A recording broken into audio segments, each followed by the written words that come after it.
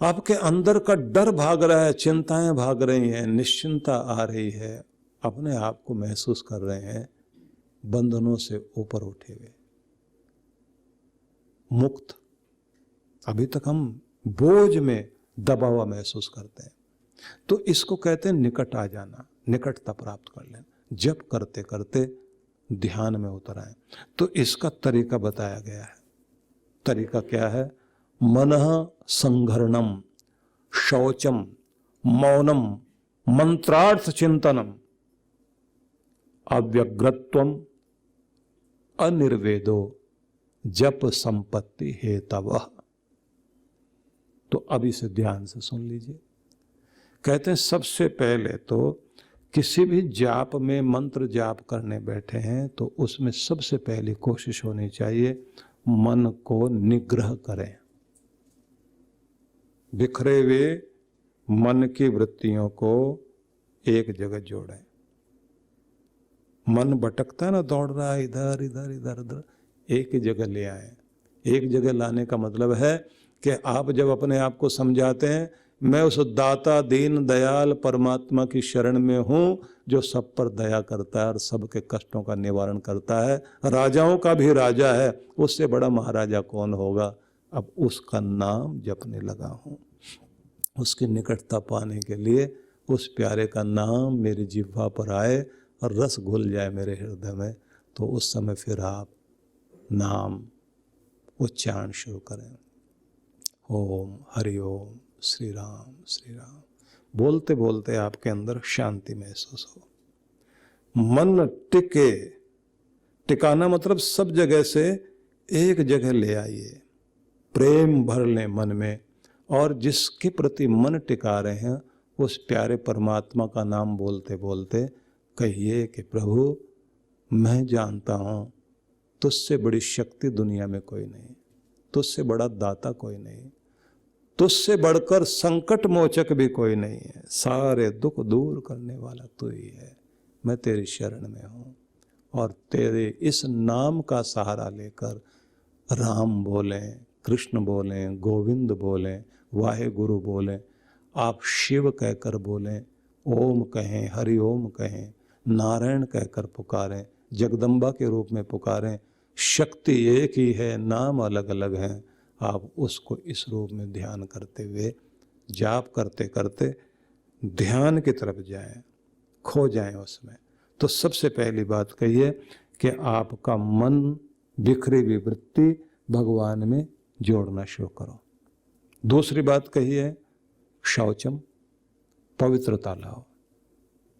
स्थान पवित्र, आसन पवित्र, वस्त्र पवित्र, नहा धो करके आप बैठिए, मन में सुंदर भाव लाइए, मन में जैसे फूल खिल गए हों, पवित्र पुष्प खिल गए हों, जैसे सर्दियों की सुबह सुबह की ताजी धूप आ गई हो, या जैसे सुगंधित हवा गर्मियों में ठंडक देती हुई बहने लगी हो और आपके अंदर ताजगी हो गई हो।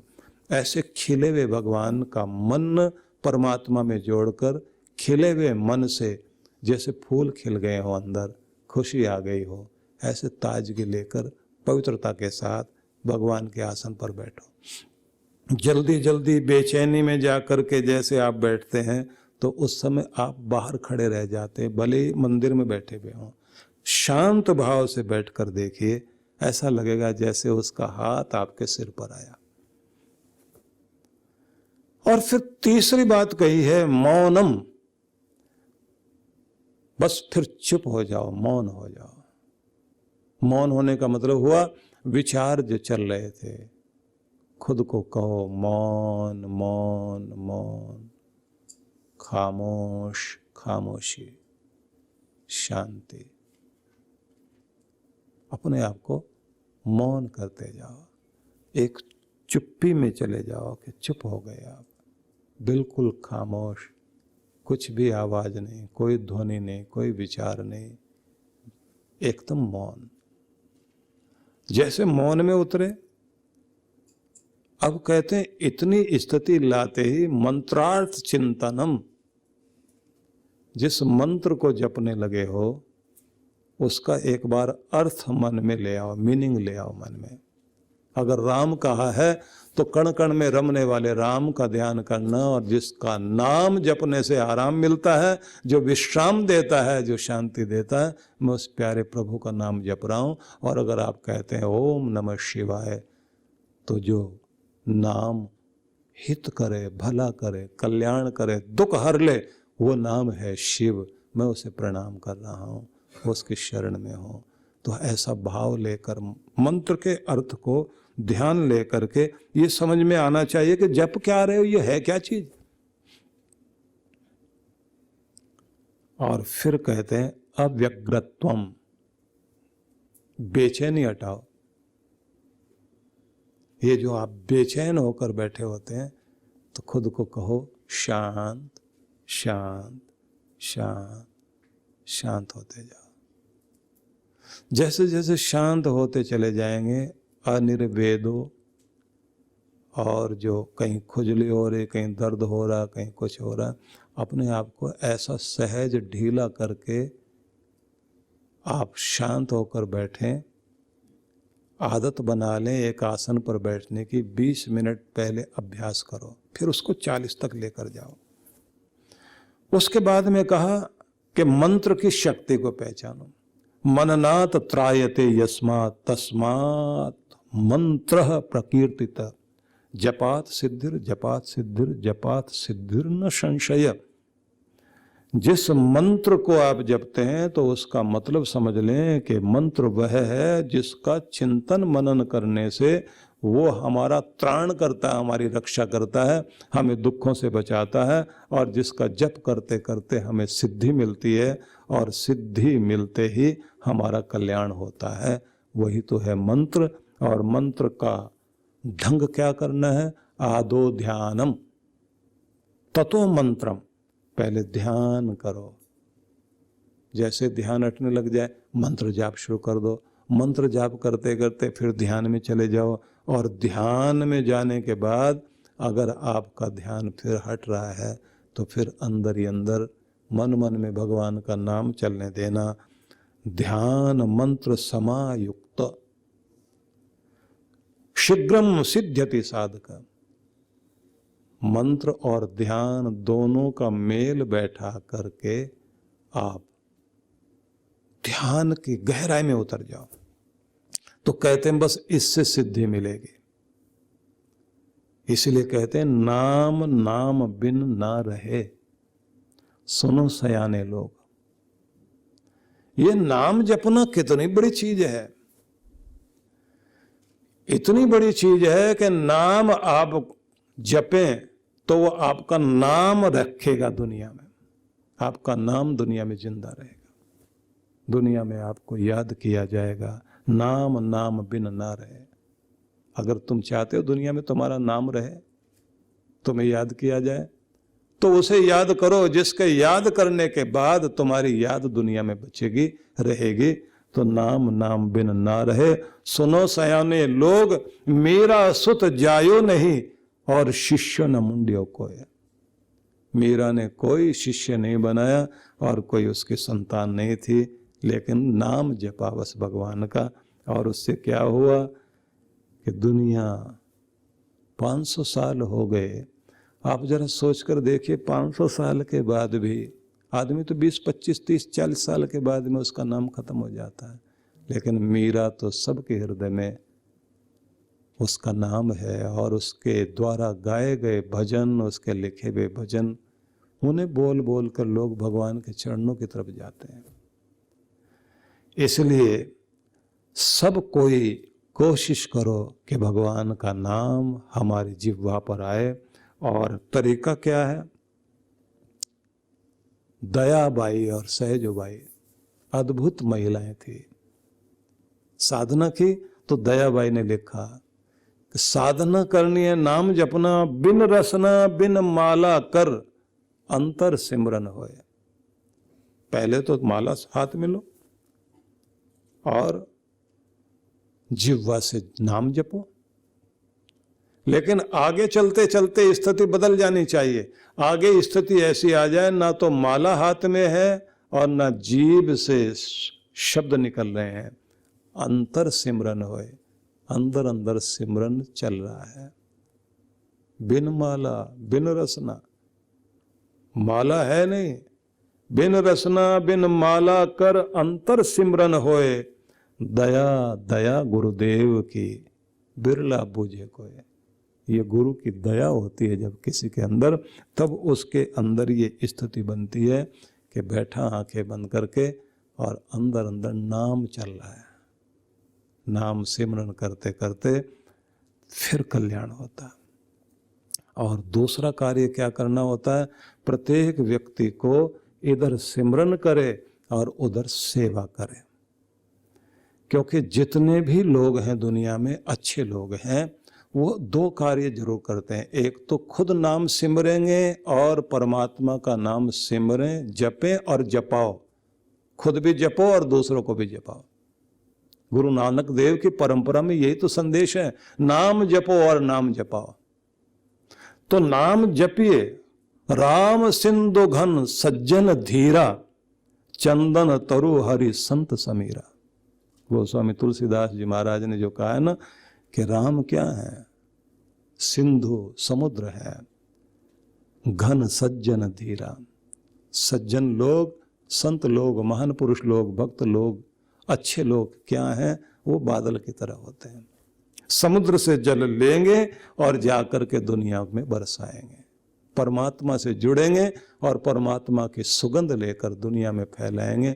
परमात्मा का रस लेकर, परमात्मा का जल लेकर दुनिया में उस जल को बौछार करते हैं। हरियाली उसी से तो आती है। वो चंदन है अगर परमात्मा, तो ये लोग क्या करते हैं, संत समीरा, वो ऐसे हवा बन जाते हैं जो चंदन को छूकर दुनिया को सुगंध दे रही है। अपने अंदर नाम सिमरते सिमरते खुशबू लाइए और फिर अपने कर्मों से नाम जपें और नाम जपाएं, सेवा करें और सेवा करने वाले लोगों को साथ जोड़ते चले जाएं। अच्छे लोग अच्छे लोगों को साथ जोड़ें और एक सुंदर वातावरण बनाएं। और सबसे ज्यादा जरूरी चीज है कि सबको थोड़ा थोड़ा भगवान का ध्यान करने की, योग करने की भी आदत होनी चाहिए। क्योंकि कोई भी नाम सिमरेंगे तो ध्यान तक जरूर जाना है। कहा गया ना, भव तप्तेन तप्तानाम योगम परम साधनम। इस दुनिया के जितने भी लोग संसार में तप्त हो रहे हैं, जल रहे हैं, दुखी हो रहे हैं, उन सब के लिए अगर कोई शांति का रास्ता है तो केवल मात्र योगम परम साधनम, ध्यान योग ही परम साधन है। इसलिए सबकी कोशिश होनी चाहिए भगवान के चरणों में मन को टिकाएं। जैसे जैसे मन टिकेगा कल्याण होगा। और चिंताएं भगवान को दे दें। गोस्वामी तुलसीदास जी महाराज ने जो ये कहा ना कि प्रारब्ध पहले रचा पीछे रचा शरीर, तुलसी चिंता क्यों करें भजले श्री रघुवीर। जब तू दुनिया में आया तो तेरे आने के साथ ही तेरी किस्मत पहले लिख दी गई, फिर तुम्हें शरीर दिया गया। तो किस्मत तो लिखी गई है ना, तो वो मिलेगा। तुम्हारा लिखा हुआ तुम्हारा भाग्य तुम्हें मिलेगा, तो तुम्हें तुम्हारा भाग्य कोई छीन नहीं सकता। इसलिए चिंता छोड़ो और अपने प्यारे ईश्वर का नाम जपते जपते उसकी शरण में जाओ और इधर उधर अपने आप को भटकने मत दो। भटकोगे तो दुखी होगे। हाँ, एक बात जरूर ध्यान में रख लीजिए कि जिन लोगों ने अपना कल्याण करना है तो उन लोगों को सबसे पहले जो आपको नाम जपाए, नाम आपकी जिह्वा पर बैठाए, हृदय में जो परमात्मा का ज्ञान उत्पन्न करे और जो आपको स्थिरता लाने के साथ साथ आशीष देकर आपके अंदर की जन्मों की सोई हुई भक्ति को जगाए, वो है सदगुरु। तो अपने सदगुरु के प्रति श्रद्धा जरूर रखो। आसान बात नहीं है कि आप अगर दीक्षित हुए हैं, सत्संग सुनने बैठे हैं, सत्संग की तरफ आए हैं, तो ये आपके पुण्यों का प्रभाव है, आपके पितरों का प्रभाव है। शिष्य की श्रद्धा और गुरु का अनुग्रह, ये दोनों का मिलन हो जाए, मतलब शिष्य की श्रद्धा और गुरु की कृपा दोनों मिल जाएं, और जैसे ये दोनों मिल जाते हैं तो कहते हैं फिर एक नई चीज प्रकट होती है हृदय में, व्यक्ति के परमात्मा की चमक पैदा होती है, वो झलक दिखाना शुरू कर देता है। इसलिए कुछ भी हो जाए अपने गुरु के प्रति अगाध श्रद्धा रख करके उसकी तरफ चल करके देखिए, कितना कमाल होता है। साधारण से साधारण आदमी के अंदर भी क्या क्या चीजें जुड़ जाती हैं, इसकी आप कल्पना नहीं कर सकते। इसलिए सबको कुछ चीजें जरूर ध्यान रखनी चाहिए कि जो प्रेम वाले लोग हैं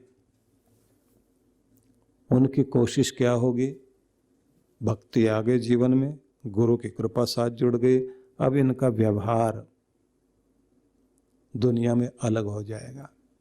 किसी सुखी इंसान के सुख की जब परीक्षा होती है तो उसकी नम्रता की परीक्षा होती है, क्योंकि सुख के बीच आकर बैठ जाता है अहंकार। और जब आदमी सुख के बीच में अपनी नम्रता बनाए रखता है तो आशीष मिलता है भगवान का। और दुख में इंसान के धैर्य की परीक्षा होती है। अगर धैर्य बनाया हुआ है, बेचैन होकर, घबरा कर, डर कर, दुखी होकर व्यक्ति गर्दन अपनी नीचे झुकाकर निराश नहीं होता, धैर्य बनाए रखता है, तो कहते हैं तब कृपा होती है भगवान की।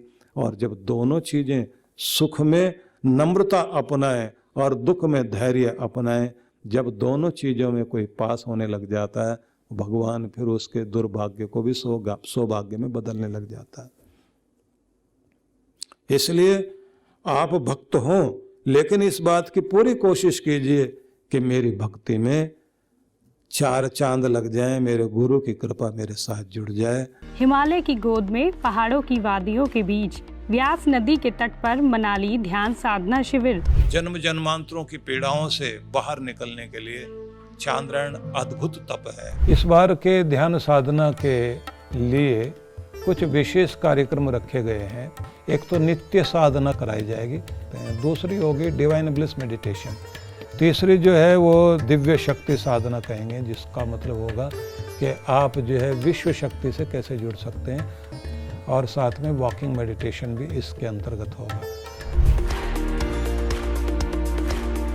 मन को बहुत शांति मिली, एक अद्भुत आनंद प्राप्त हुआ। जिस माइंडसेट और जिस भारी मन से मैं आई हुई थी यहाँ पे, वो काफ़ी कम हुआ है। और every time whenever I come for this shivir I feel something different, a new energy in me. Thank you to Maharaj Shri and thank you to all of you. तो आज ही पंजीकरण कराएं